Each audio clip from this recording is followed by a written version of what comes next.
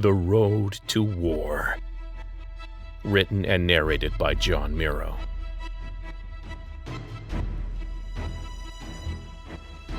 Get more at servingworlds.com.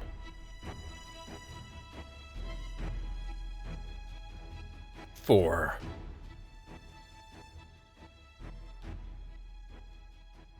February 16, 2347. Landing plane spaceport fairgrounds outside South Reach City, Planet Reach. Frankie laughed and dragged her man by the hand. "Through here," she hissed, pushing open a loose segment of a long, high wall of security fencing. She ducked her dirty blonde hair inside, ponytail whipping either way. The coast was clear. "Babe," her husband looked nervously behind. "They call it restricted for a reason," he hissed back. "Yeah, Nate, to give us privacy." She wiggled her backside and squeezed his hand in hers. He pulled back.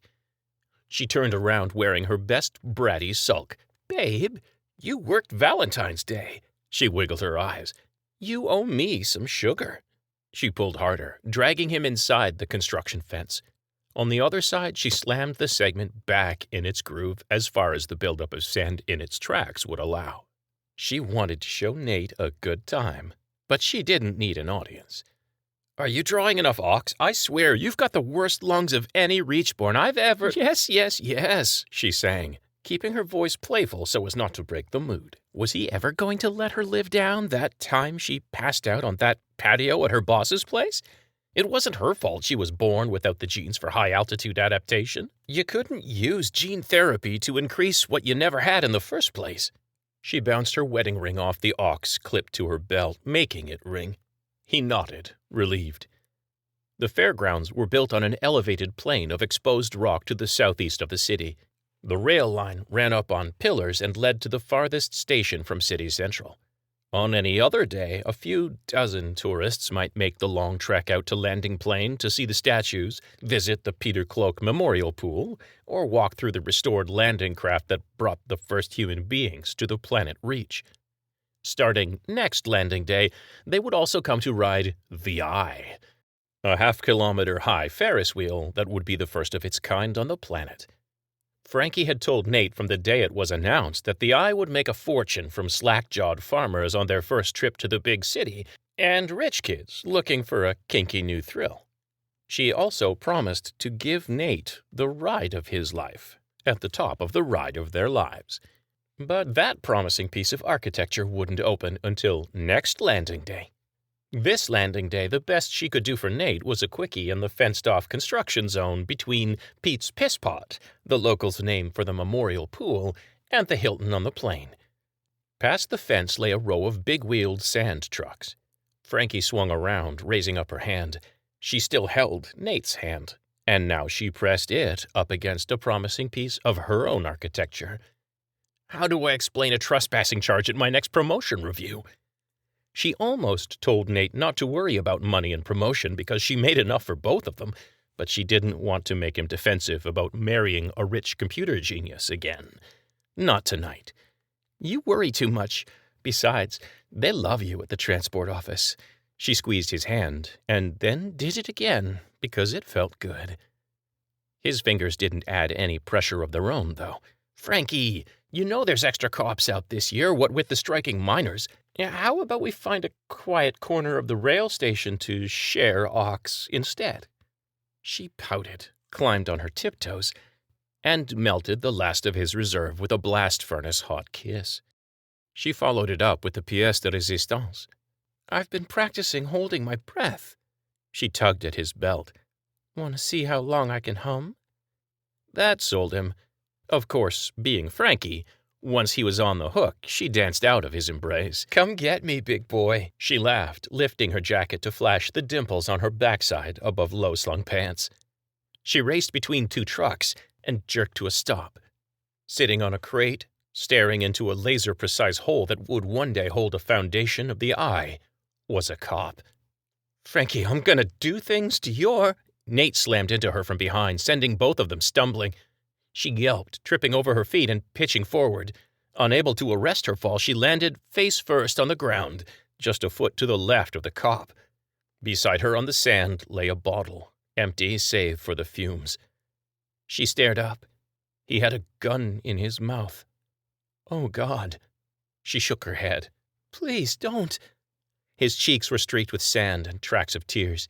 His cheeks were trembling with strain, a symptom of a titanic inner struggle. She got to her feet.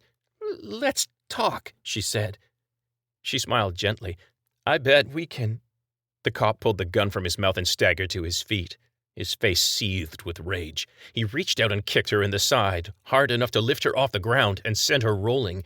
She landed on her stomach, pain flaring up from spasming hip muscles. She tried to get to her knees, but collapsed, screaming out in surprise and pain. Talk, the cop slurred. He stomped to her side and fell hard on his knees. I don't want to talk. His face crunched up, fresh tears welling in his eyes. That's why I'm back in a uniform, 'cause of talk. He pushed the gun into her back. Frankie screamed in terror. Wait, Nate said. The pressure of the gun disappeared from Frankie's back. Fuck off, the cop roared. Frankie heard someone bounce off the side of the truck, then race around it, breathing hard. She rolled onto her side, holding her hands in front of her face as the fence groaned, popped out of its track, and wobbled loudly when someone slammed against it on their way through. The cop ignored her. What did I do? What did I do? He slammed the side of the gun into his forehead. Not gonna let me be a cop if they found out what I did. Frankie's blood whooshed in her ears as fast as her terrified heart could pump it. She held her hands up and craned her neck away as if somehow those extra few inches would keep her brain safe from a bullet. She was going to die. She was going to die because she wanted to get off with that chicken shit husband who had just abandoned her to a drunk suicidal cop. I just did what they told me. The cop was sobbing so hard snot was hanging off his chin. Burn it down with them still inside. That's what they told me.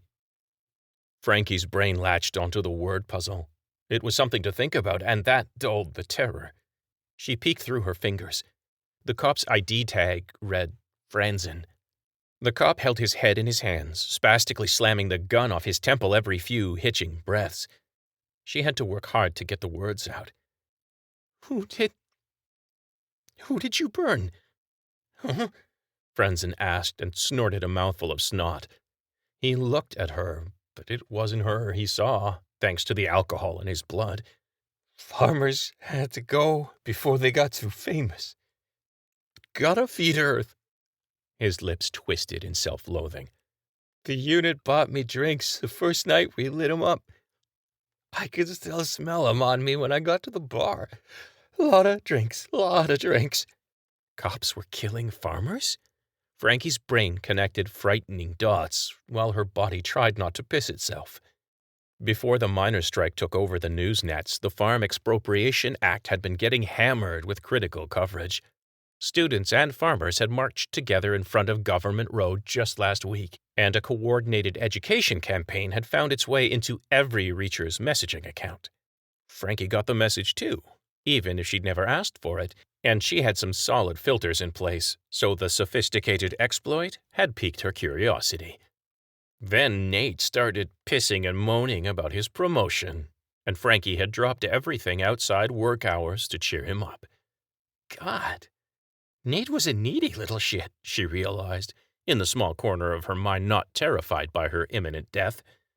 A death she might just be too stubborn to sneak out of.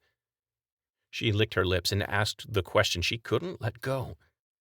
Who told you to do it? Franzen looked down, his expression muddled by the booze and even more by her question. What'd you say? He snarled. Too fast for Frankie to understand what was happening until later. Franzen spun the pistol around in his hand and smashed her in the face with the butt. What did you say? He hit her again and again. He punched her in the throat when she threw her hands up. She flung her hands to her spasming throat, willing it to draw new breath. She realized her cannula wasn't attached to its air bottle anymore. She was seeing spots in her vision.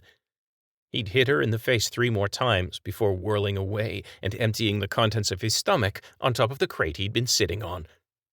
After several retches and splashes, the sound stopped. No more blows fell. Franzen was only a blur in her vision as he fumbled over her body.